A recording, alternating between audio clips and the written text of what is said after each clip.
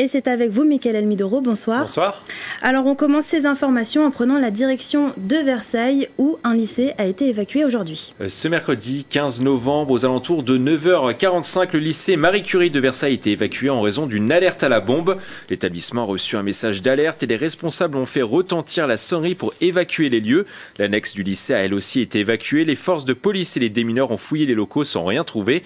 Ces dernières semaines, les alertes à la bombe se multiplient dans les Yvelines, que ce soit dans les établissements scolaires ou les lieux culturels comme le château de Versailles. Et après Versailles, on va prendre la direction de Poissy. Des postes vont être supprimés à Stellantis. Oui Mathilde, l'usine située à Poissy va réduire son personnel. Le groupement automobile international a décidé de supprimer une équipe de travail sur son site Pissiaquet. Objectif, mettre en place une nouvelle organisation à partir du 28 novembre. Une réorganisation qui fait suite à des problèmes de logistique et d'approvisionnement des fournisseurs concernant la fabrication de l'Opel Mokka et de la DS3 Crossback. Au total, 560 personnes sont concernées par cette restructuration. 200 à 250 intérimaires ne seront pas conservés. Selon le groupe Stellantis, la production ne baissera pas et sera maintenue à 12 000 voitures par mois. À Montigny, le Bretonneux, vous l'avez sûrement remarqué. D'ailleurs, si vous êtes passé à côté du rond-point du Vélodrome national de Saint-Quentin en Yvelines, l'arche de Piotr Kowalski est en travaux. Construite en 1991, cette arche va connaître un beau lifting avant les Jeux Olympiques de Paris 2024.